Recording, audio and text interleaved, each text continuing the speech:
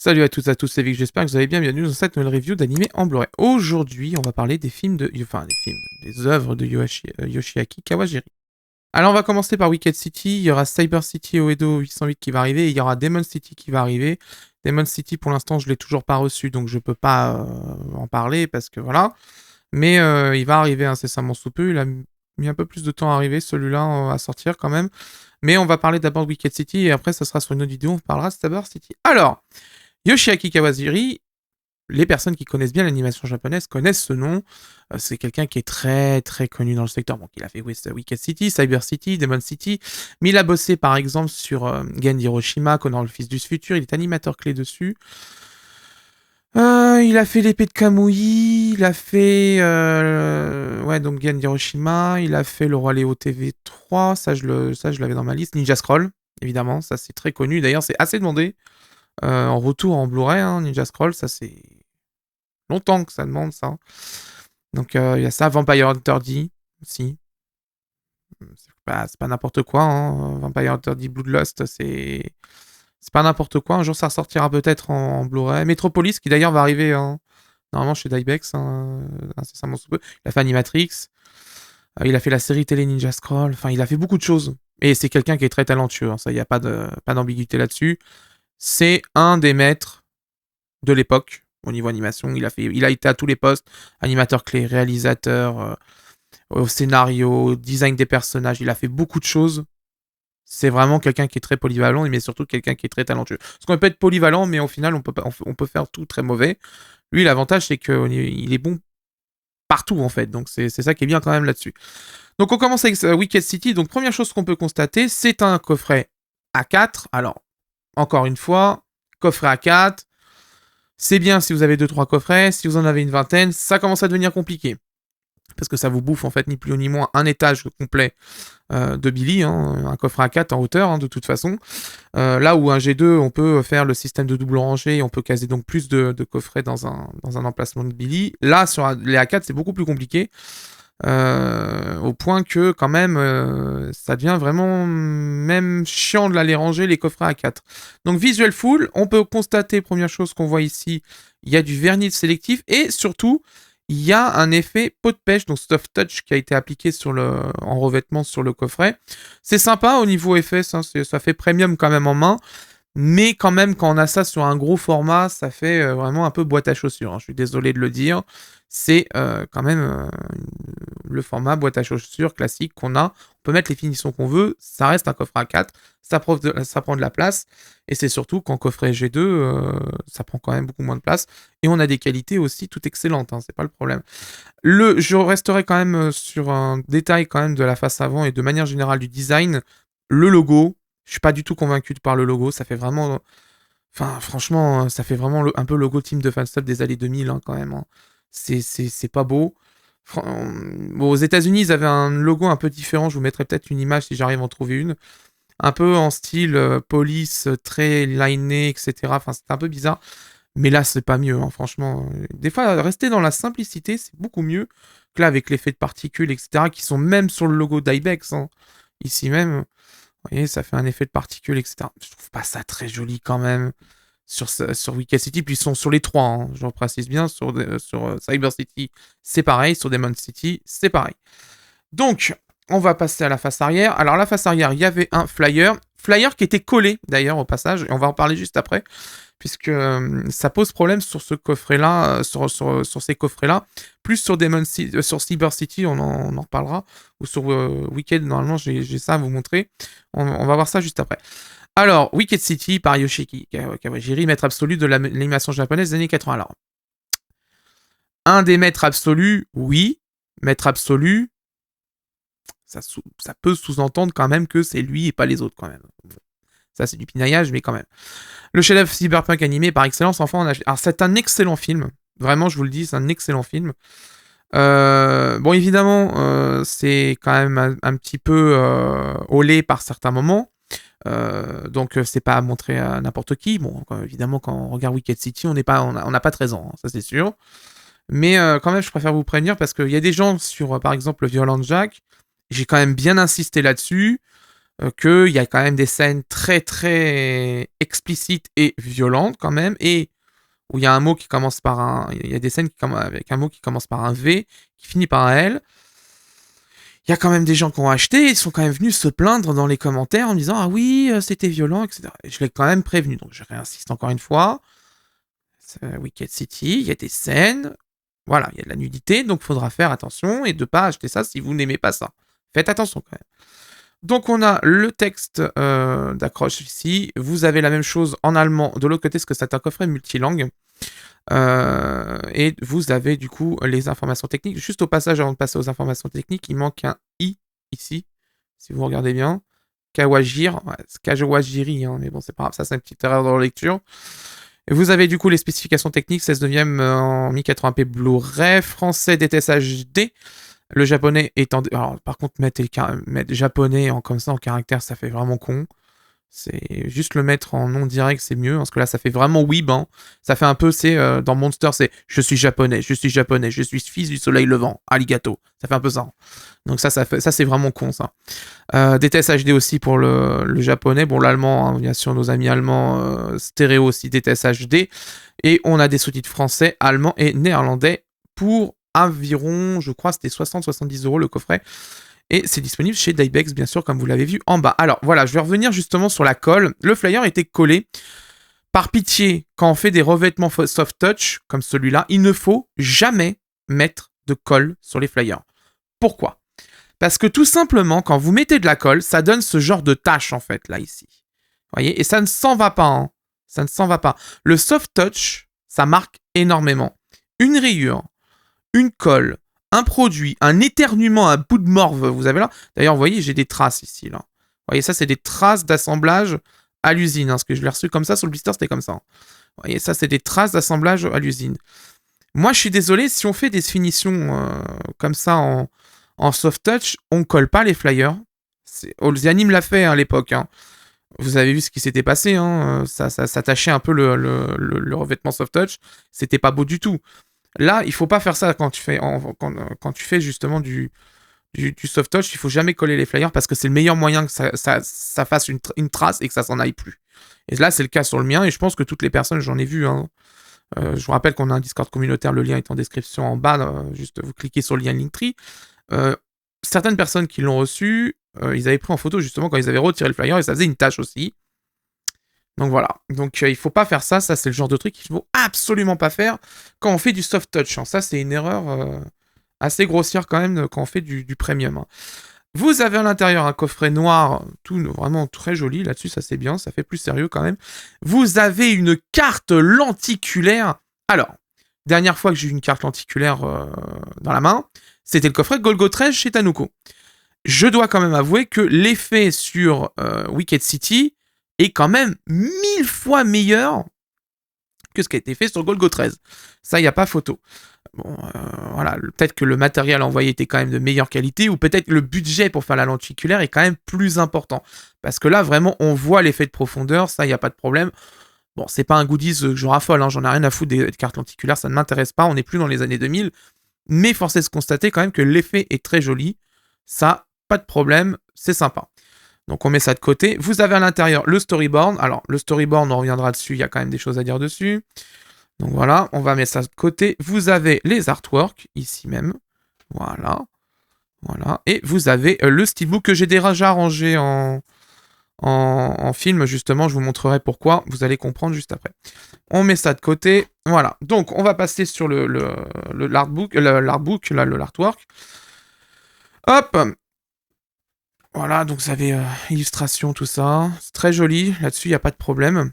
Vous avez l'intérieur. Alors, je vais faire attention parce qu'il y a certaines images où il y a un peu des seins, etc. Vous savez que c'est interdit sur YouTube. Donc, je les après.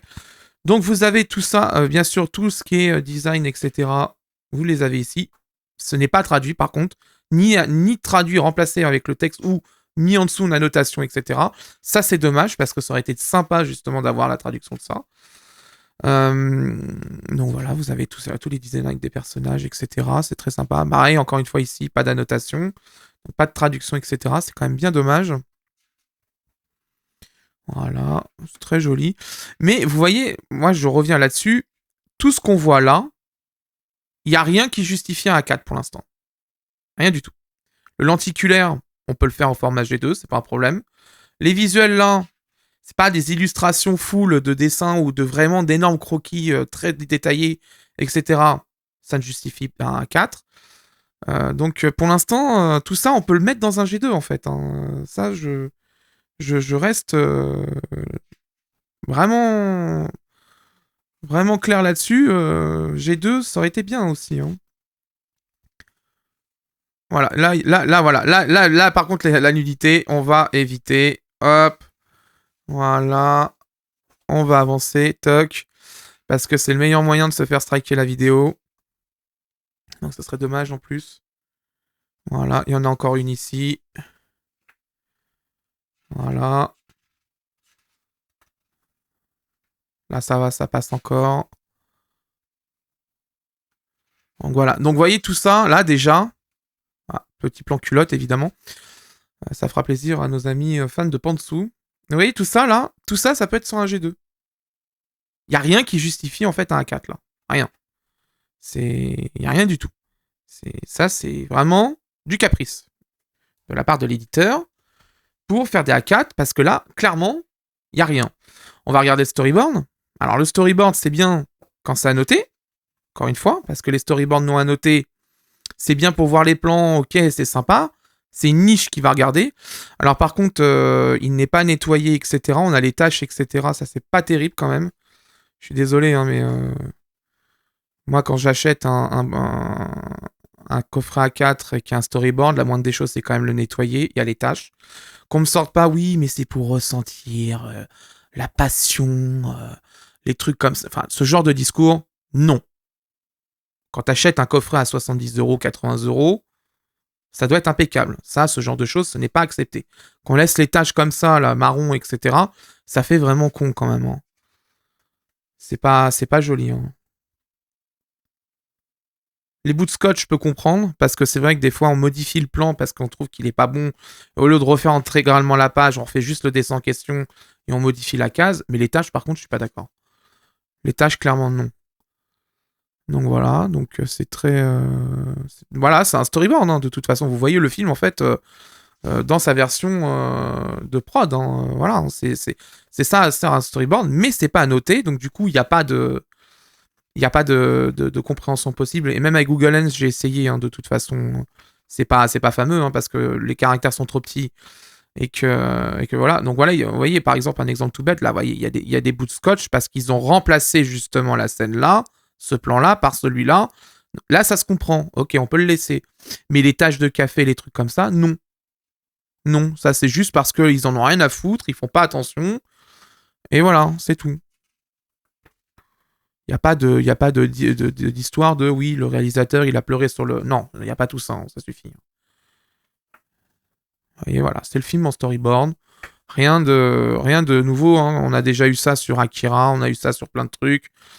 Donc c'est bien, hein, c'est sympa, mais si c'est ça... Par exemple, vous voyez, le format là qu'on a du storyboard, normalement, si on suit le raisonnement, on devrait l'avoir en format classique, pas en format horizontal. On devrait l'avoir à la verticale, parce que vous voyez, le format des pages, c'est à la verticale.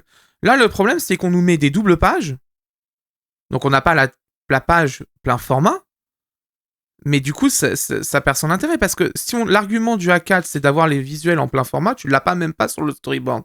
C'est un peu bête, c'est pour ça que je dis que là, il n'y a rien qui justifie le A4. Très clairement.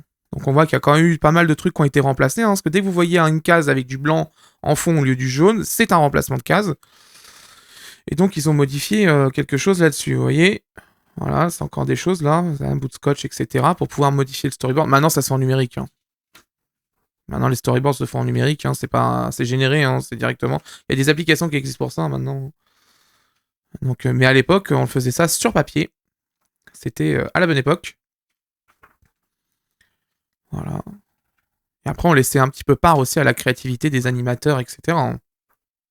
Aujourd'hui, c'est un peu moins le cas, justement. Il y a eu un long débat que j'avais vu sur Twitter il y a quelques temps où, justement, on reprochait quand même que les storyboards étaient beaucoup trop détaillés et ne laissaient pas la place à la créativité des jeunes animateurs ou même des animateurs tout court. C'était trop trop clac, clac, clac, non, il faut faire comme ça, faut faire comme ça, faut faire comme ça, le plan doit être comme ça. T'as pas de place à la créativité. C'est vrai que ces derniers temps, on n'a plus ce genre de choses dans les storyboards modernes. C'est vrai que c'est trop précis, trop conditionné à faire ceci, cela. C'est trop. C'est vrai que ça laisse un peu de côté la créativité et l'inventivité des animateurs, hein, quand même. Et c'est un peu dommage. Mais bon, ça, c'est un autre débat. Il y a des personnes pour ça qui le font. Vous regarderez sur Internet, vous vérifiez, et vous, si vous avez envie de participer au débat. Les réseaux sociaux, c'est fait pour ça. Au lieu de se prendre la tête, il vaut mieux faire des débats intéressants. Donc voilà, donc c'est le storyboard. Vous avez les visuels ici, pareil, c'est en double. Donc ça, vous voyez, ça n'a aucun intérêt. Parce que justement, on les a là directement ici, et pas soit en carte, soit en plein format. C'est là que je dis justement, c'est les limites du coffret A4 de Dybex en fait, c'est les limites. Donc le steelbook, alors comme d'habitude, je vous recommande de protéger vos steelbooks, même si vous le laissez dans le A4, protégez-le. Moi je l'ai protégé avec un film de protection spécial que j'achète chez Blue Cat. Il n'y a pas de sponsor, il n'y a rien du tout, j'achète mes trucs là-bas moi directement. J'aurais pu vous donner une autre boutique, mais c'est français donc je vous le donne. Ils font du très bon boulot, les réceptions sont rapides. Blue Cat, c'est le spécialiste du Blu-ray et du déstockage, etc. de Blu-ray, donc je vous mettrai le lien en description comme d'habitude. Mais voilà, bon, je vais vous le réouvrir, ça se réutilise, hein. C'est pas un problème, hein. Vous pouvez très bien ouvrir et refermer derrière. La colle tient toujours, il n'y a aucun souci là-dessus, hein. Donc le steelbook, le voilà, et je vous dis pourquoi il faut le protéger, parce qu'il n'a pas de finish en fait. Vous voyez, il est mat, il n'a pas de vernis. Donc s'il n'a pas de vernis, s'il y a le moindre impact sur votre steelbook, quoi que ce soit, vous avez un impact, vous avez un trou dans l'illustration. C'est le gros problème. Donc il faut absolument le protéger, parce que si vous ne le protégez pas, il y a le moindre truc qui se passe, c'est fini. Vous avez à l'intérieur les disques de DVD et Blu-ray. Bon, on est quand même en 2025, on pourrait se passer avec l'illustration de la nana. Juste derrière, il y a ses seins, donc on va éviter de trop en montrer.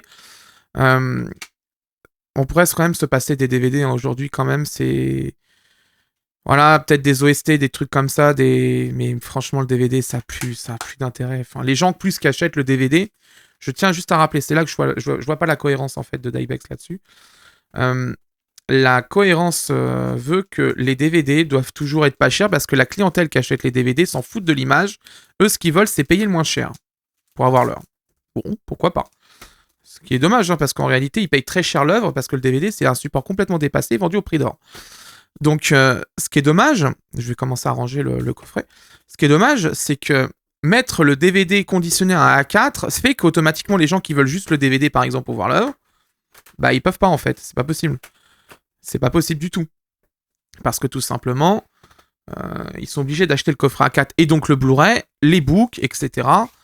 70 € pour avoir accès au film. Ce qui est bête, en fait, parce que autant de juste ne pas mettre de DVD, faire une édition simple en DVD avec un simple boîtier a vendu une misère. Et comme ça, les gens qui veulent juste le DVD, ils prennent le DVD, mais ceux qui veulent vraiment le coffre A4, ils prennent le coffre A4. Moi, par exemple, il y aurait eu juste le steelbook, j'aurais pris le steelbook. Parce que tout ce qui est dedans ne justifie pas un A4. Ça pouvait être fait en G2, il n'y a pas de problème là-dessus. D'autres éditeurs le font, c'est pas un problème. Et il n'y a jamais de souci là-dessus. C'est là que je trouve quand même que Dybex a quand même beaucoup à apprendre maintenant aujourd'hui des nouveaux éditeurs. Genre Olzianim, même Tanuko, hein, ce qu'ils ont fait sur Golgo 13, moi au niveau packaging, comment c'est fait, etc. Je trouve que c'est très bien fait, il n'y a aucun souci là-dessus. Maintenant, le problème, c'est qu'on est quand même sur des coffrets qui datent des années 2000. Le coffret A4, ça date des années 2000. Hein. Dybex avait fait ses éditions 15 ans. C'était déjà des coffrets A4. Hein. Donc, j'ai l'impression que l'évolution du marché n'a pas été comprise, hein, par l'éditeur, parce que Kazé et Kana avaient fait du A4 en partenariat avec IDP Anime Store. Ça n'a pas marché. Seven Deadly Sins, gros échec. Code Geass, gros échec. Il y avait eu aussi, c'était quoi d'autre? Death Note. Bon, Death Note, ça a marché, mais au final, l'édition G2, qui était moins chère, a quand même mieux fonctionné là-dessus, parce qu'elle est sold out elle aussi. Et voilà. Donc, et plus personne aujourd'hui ne fait de A4, à part Dybex, en fait. C'est comme si vous allez aux États-Unis. Aux États-Unis, ça n'existe pas. Hein. Les Américains, ce qu'ils veulent, c'est un Blu-ray accessible, avec des bonus, une bonne qualité vidéo, une bonne trad, et qu'ils puissent l'avoir pour un prix raisonnable. Et c'est ça la demande. Vous voyez, par exemple, ce que fait Naban. Naban, c'est très bien. Coffret pas trop cher, au niveau matériel audio et vidéo, le plus complet, le mieux choisi. C'est très bien, c'est très bien. On prend par exemple ce qu'a sorti Olzanim pour Macross Plus. C'est très bien. Bon, il manque la VF Canal Plus de l'avant-dernière OAV, ça c'est quand même bien dommage. Mais c'est très bien. Voilà, 50 balles pour OAV plus film, c'est très bien, c'est parfait, il n'y a pas besoin de plus. Là, il y a beaucoup trop de trucs, c'est lourd, c'est gros, c'est chiant à ranger, et il y a des gens qui n'en veulent pas. C'est ça le problème. Il aurait fallu faire une édition A4, limitée, 400-500 exemplaires, c'est très bien. Un steelbook pour ceux qui veulent juste le Blu-ray, et une édition DVD vraiment bas de gamme, vendue 19 € ou une connerie du genre, 15 € pour ceux qui veulent juste le film en DVD. Hein. Il y en a, hein, c'est comme ça. Hein. Mais ouais, donc ça là-dessus, on ne changera pas d'iBex, j'ai l'impression. Bon, on va analyser tout ça. Bien sûr, je vais comparer ça à l'ancienne édition DVD, parce que c'est déjà sorti chez d'iBex à l'époque, de mémoire, en DVD. Donc on va comparer ça justement à l'édition DVD. On va vérifier la traduction, si c'est la même ou si c'est une nouvelle. Je crois que normalement, de mémoire, l'ancienne édition DVD avait une traduction plutôt correcte. Donc je vois pas, il n'y a peut-être pas de raison de changer. On verra, de toute façon, on analysera. On fera le point sur les bonus, bien sûr, bien évidemment. Et on finira avec la conclusion de les plus et les moins. Et je vous donnerai le bon plan où l'acheter, parce qu'il y a un bon plan pour pouvoir l'acquérir moins cher. Pour vous, ça sera dans quelques secondes, pour moi dans quelques jours. À tout de suite pour la seconde partie de la review en technique. Bon, j'ai pu analyser le Blu-ray de Wicked City, j'ai pu aussi comparer avec ce qui était disponible côté japonais et américain. Voici mon avis. En ce qui concerne la définition, c'est une définition de 1440 par 1080. Alors je tiens à vous rappeler, bien sûr, la vidéo fait 1900 par 1080, mais en fait, son affichage utile, c'est 1440 par 1080, parce que le film est en 4 tiers. Un FPS de 23,76, une compression en H264 et un débit vidéo qui avoisine en moyenne à 33 mégabits par seconde. Pour cette version haute définition, Wicked City a bénéficié d'un travail de restauration intégrale depuis le matériel original. Cette copie 1080p présente une image avec une netteté chirurgicale. On redécouvre le film avec un tel transfert HD. Je vous montre une comparaison. On voit clairement que le DVD d'Ibex à l'époque était quand même assez flou et si on le regarde sur un téléviseur aujourd'hui avec la compression avec 2, bah ça n'aide pas du tout. C'est très laid. Là, les couleurs ont été corrigé, fini la teinte jaune qui était présente jusqu'à présent sur l'édition DVD, et même un peu verdâtre à un certain moment. Elle a disparu sur le Master HD, c'est beaucoup plus agréable et permet de enfin avoir des couleurs parfaites, débarrassées aussi de la conversion pâle du DVD. C'est un magnifique Master HD que nous avons ici sur cette édition Blu-ray. Bon, il a eu un petit DNR, hein, même un bon DNR quand même, il faut être honnête, hein,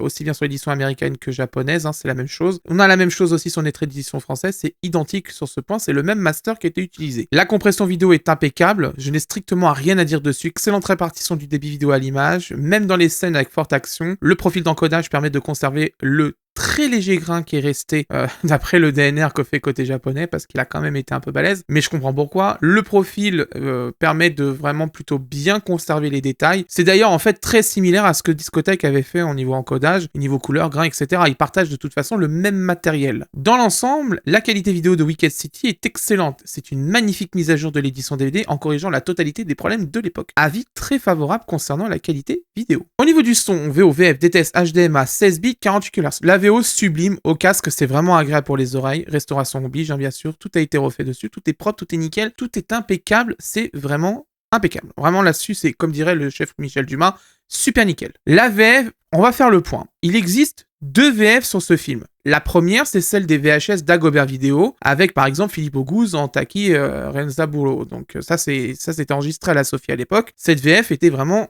exclusivement sur les VHS d'Agobert. Et il y a une deuxième VF, celle manga vidéo, enregistrée au studio Start, et c'est cette dernière que nous avons sur le coffret de Daibex. Je vous mets le carton de doublage présent dans les fichiers. C'est une VF typique manga vidéo de l'époque. Bon, elle est correcte, mais dans l'ensemble, sans plus. Pas une VF que j'apprécie beaucoup, hein, quand même, très honnêtement. De manière générale, les VF de manga vidéo, c'est pas ma tasse. Mais bon, pour l'archivage, ça aurait été bien quand même de récupérer la VF d'Agobert. Mais bon, je pense que ça doit être compliqué pour obtenir les originaux de doublage, car la Sophie ayant fait faillite il y a plusieurs années, beaucoup de matériel ont probablement été détruits ou retournés aux ayants droit ou récupérés par Media One. Donc après, il faut savoir où est le matériel, et c'est toujours très compliqué à le faire. C'est dommage, mais bon, au moins, il y a un premier doublage, le second, c'est déjà mieux que rien. Comme d'habitude, un petit extrait pour vous faire un avis.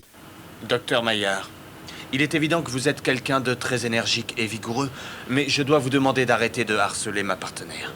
Après la cérémonie de signature, vous ferez ce que vous voudrez, mais jusque-là, notre devoir est de vous surveiller et de vous protéger. Je vous demande donc d'être respectueux envers moi-même et ma collègue qui, elle aussi, est un garde noir. Elle a donc droit aux mêmes égards que moi. Après tout, c'est une femme du monde obscur. Et nous n'avons donc pas la moindre idée de ce qui peut se cacher derrière sa beauté sublime. Je suis sûr que vous êtes au courant de ce qui arrive à ces hommes qui se risquent à les fréquenter. Ils deviennent stériles et ils perdent leur virilité à jamais. Enfin, pour être plus clair, ils ne peuvent plus baiser. Mais vous savez pourquoi nous, les hommes, continuons à les désirer malgré tous ces risques? C'est à cause du plaisir qu'elles donnent, car il paraît que l'extase est tellement indescriptible qu'aucune femme terrienne ne peut arriver à l'égaler. Alors méfiez-vous de vos désirs et de vos attirances, cher ami. Et vous prenez garde à ce que vous faites, docteur. Oh. Je ne veux pas perdre ma partenaire car je ne suis pas convaincu de pouvoir vous protéger tout seul. Ne t'inquiète pas, le devoir est le devoir et je ne suis pas du genre à m'enfuir, donc il sera protégé quel qu'en soit le prix. Ouais, c'est exactement ce que je voulais entendre. Vous verrez, tout va très bien se passer entre nous, j'en suis sûr. Vous êtes une fille géniale, délicieuse. Au niveau de la police d'écriture et de la traduction, de la police, rien à dire, c'est lisible comme ce qui se fait depuis chez Dybex depuis déjà pas mal de temps. Hein. Y a pas de changement là-dessus, hein, c'est globalement très lisible. La traduction a été revue en grosse partie quand même, voire même quasiment totalement refaite. Malheureusement, impossible de savoir qui traduit, car aussi bien sur l'ancienne que la nouvelle, il n'y a pas de crédit de traduction. C'est d'ailleurs chiant pour documenter, car c'est impossible, hein, tout simplement. Mais en plus, c'est une obligation légale. Normalement, on est obligé de mettre le nom du traducteur, sauf accord écrit du traducteur ou de la traductrice vraiment inscrit et signé, mais sinon c'est une obligation légale, tous les éditeurs doivent le faire, y compris aussi pour les cartons de doublage, c'est obligatoire. De ce que j'ai vu, c'est correct sans plus. L'ancienne traduction avait quand même une adaptation un peu meilleure sur plusieurs répliques. Dans l'ensemble, je suis pas non plus ultra satisfait de les sous-titres. Je pense qu'il aurait pu être mieux fait. Certaines répliques vraiment auraient mérité plus de soin quand même au niveau adaptation. Il y a certaines lignes où même le repérage est un peu limite quand même, mine de rien. Donc dans l'ensemble, quand même, c'est des sous-titres qui font le boulot, mais pas non plus exceptionnels comme on a pu avoir ces derniers temps sur certaines éditions. Hein. Au niveau des bonus, direction le menu du disque pour voir ce qu'il contient, c'est-à-dire rien du tout. Il n'y a pas de bande-annonce, pas de teaser, rien, pas de commentaire audio, rien du tout. Il n'y a que dalle. Sûrement car le contenu est de toute façon dans le book d'illustration et qu'il n'y a pas de bonus plus que ça au Japon sur ce film. C'est dommage, mais bon, au moins, dans le coffret A4, vous avez le book d'illustration, c'est déjà mieux que rien. On passe au plus et au moins du coffret. Alors les plus, excellente qualité vidéo. Vraiment là-dessus, le transfert HD qui a été fait est vraiment magnifique. Alors oui, il est DNR. Ça, il n'y a pas d'embrouille là-dessus. Il a été DNR. Mais quand même, quand on voit l'édition DVD d'époque avec sa teinte verdâtre, ses problèmes de compression MPEG-2, son bruit vidéo dégueulasse, vraiment, et la conversion PAL qui arrange pas les choses, vraiment, le Blu-ray vaut vraiment le coup. Hein. Là-dessus, il n'y a même pas à discuter. C'est vraiment l'upgrade ultime sur Wicked City. Ça ne fait aucun doute. L'audio VO, parfait. Rien à dire là-dessus. Bon, voilà, contrairement à la VF, bon, je le mets pas dans les moins, mais c'est vrai que la VF, c'est issu d'un enregistrement, enfin, d'une VF déjà enregistrée, etc. Il n'y a pas eu d'étape de restauration de la VF à proprement parler, de remixage, etc. C'est concrètement ce qui était dispo sur le DVD qui a été remis sur le Blu-ray. Enfin, voilà, il n'y a pas d'upgrade au niveau du son de la VF. L'audio VO, lui, par contre, est très propre et ça fait vraiment plaisir à entendre au casque. Le steelbook est très beau. Vraiment, c'est un beau steelbook. J'aime bien ce qui a été fait là-dessus. C'est plutôt propre. Bon, après, voilà, c'est dommage qu'il soit pas juste dispo en steelbook le film directement au lancement parce que on en parlera dans les moins, c'est quand même un des trucs qui est un peu embêtant sur cette édition Blu-ray. Et le dernier point, les finitions qui sont plutôt bonnes quand même, faut être très honnête là-dessus. Soft touch, etc. Il y a plein de trucs qui sont vraiment sympas. Mais on va passer au moins. C'est encore un coffret A4. Et ça, c'est quand même chiant là-dessus. Ça fait pas mal de temps que je le dis, je le répète. Sortir des coffrets A4 pour tout et n'importe quoi, c'est pas une bonne idée parce que c'est comme ça que les gens n'achètent pas. Parce que les gens achètent essentiellement des coffrets A4 quand c'est des séries très longues qui veulent recouper dans un seul coffret. Par exemple, The Bigo, il n'y avait aucun intérêt de faire deux coffrets A4. Il fallait faire un. Et c'est pas une question d'ayant droit puisque aux États-Unis, Sentai l'a sorti en un seul Blu-ray les 2 saisons. Donc, aucune excuse là-dessus pour Dybex. Donc ça, c'est un premier problème. Le second problème, par pitié, stop la colle avec les flyers. Parce que putain, mais on met du revêtement soft touch pot de pêche, qu'on met de la colle sur un soft touch foncé, ça marque immédiatement. Et vous l'avez vu pendant la vidéo, je vous l'ai montré, ça tâche immédiatement. Donc vraiment, ça c'est vraiment la stupidité ultime de pas réfléchir à ça, de mettre de la colle sur du soft touch foncé, mais ça marque illico presto. Il y a même, je comprends pas. Il faut réfléchir à ça, faut faire attention parce que quand on fait des coffrets à 80 balles quand même, on en reparlera du prix après, c'est inadmissible de voir ça. Enlever la colle, ça ne sert à rien. Halsey Anime a vu que ça ne servait à rien, que ça faisait cloquer les coffrets, voire ça les tachait des fois, ou ça se déchirait. Ils ont arrêté et Crunchyroll où ils font de l'imprimé direct derrière. Donc, par pitié d'Ibex, arrêtez avec la colle des flyers, c'est pénible, ça sert à rien. La mise en forme du storyboard, c'est quand même assez cocasse parce que un storyboard, par définition, on l'a en intégrale. C'est-à-dire qu'une page est égale une page du storyboard. Là, on a 2 pages de storyboard pour une page du book. Donc là, il n'y a aucune raison, pareil, de garder ce format A4 parce que le format A4 permet d'avoir justement le storyboard en plein format. Là, c'est pas le cas, donc ça sert à rien. Donc, encore une fois, je vois pas l'intérêt d'avoir mis un coffret A4 si c'est pour au final repacker juste des pages du storyboard en double page, enfin en une seule page. C'est pas bon, c'est pas terrible, c'est nul. Très sincèrement, c'est nul. Et en plus, au passage, je le mets pas dans le moins, mais quand même, ça aurait quand même mérité un travail de restauration du matériel parce que les tâches, etc., c'est pas très joli, hein, très sincèrement. Moi, les bouts de scotch, je peux comprendre parce que c'est vrai que c'est là qu'on voit les corrections qui peuvent être faites sur un storyboard pendant la production du film, mais les tâches de café, les trucs comme ça, c'est niette. Moi, quand je vois ça, c'est juste dégueulasse. Hein. On va pas me faire croire, oui, mais tu comprends, c'est parce qu'il y avait le stress de la production, on le voit dans cette... C'est de la merde. Faut arrêter cette argumentation de merde. Ça, c'est de l'argumentation de branlage de cerveau. Ça ne sert strictement à rien. C'est zéro pointé là-dessus. Et surtout, les 2 derniers points, et ça, c'est vraiment le point qui m'énerve un peu quand même, pas d'édition Steelbook au lancement. Donc ça, c'est quand même dommage parce que ça force les gens qui veulent absolument voir le film en HD à prendre l'édition A4. Je vous le recommande pas personnellement parce que si je pense très sincèrement que l'édition Steelbook suffit à elle-même. Le coffret A4 n'a pas de justification là-dessus. Et surtout, le deuxième point, 80 €. 80 €. Franchement, comment on peut vendre 80 € un coffret pareil? Je veux dire, le film a quand même plusieurs années. La traduction, etc., les modifications des faits, etc. Ça justifie pas les 80 €. Je préfère franchement qu'on fasse des coffrets de taille plus raisonnable. Allez, une 50aine d'euros et on est bien. Franchement, ça se fait. Ça se fait. Franchement. Là, c'est juste du bling bling en fait, c'est dommage parce que on coupe l'accès à des films cultes parce que Kawajiri quand même c'est collector hein, quand même ce qui a été fait, enfin ce qu'il fait au niveau de ses travaux hein, c'est vraiment quelqu'un qui a énormément apporté là-dessus hein, c'est un grand monsieur hein, ça faut pas le retirer hein, là-dessus hein. C'est vraiment un très grand monsieur de l'animation japonaise mais justement quand c'est des grands monsieur de l'animation japonaise le but c'est de rendre les films accessibles, c'est le plus important. Là en faisant des coffrets à 80 balles on élitise le marché du home vidéo et ça fait que des gens qui peut-être n'étaient pas intéressés mais se disent tiens pourquoi pas tester, c'est un prix raisonnable, je vais peut-être me laisser tenter. Et ils auraient découvert Kawajiri. Donc vraiment, encore une fois, la stratégie d'Ibex n'est pas la bonne. Parce que se diriger vers l'élite, pour se diriger vers l'élite, il faut des finitions impeccables, il faut des coffrets en béton armé au niveau finition, il faut pas mettre de colle sur le flyer. Ça, par exemple, c'est débile. C'est pas accepté dans des coffrets à ce prix-là. Il faut, bien sûr, une conception vraiment impeccable. Enfin, tout un tas de choses qui font que c'est un excellent coffret. Il faut une personne qui fait de la maquette, par exemple, maquettiste. Là, on verrait tout de suite la différence avec quelqu'un qui est spécialisé dans les maquettes, etc., qui sait faire quelque chose pour concevoir un coffret. Là, je suis désolé. Déjà, rien que le logo, c'est moche, quoi. En plus, il colle même pas avec le logo qui est dans le menu. Je sais pas si vous avez vu pendant le bonus, il colle même pas au logo dans le menu. C'est-à-dire que ce logo-là, il est là, comme ça, voilà, on met ce logo-là. Et il est vraiment moche.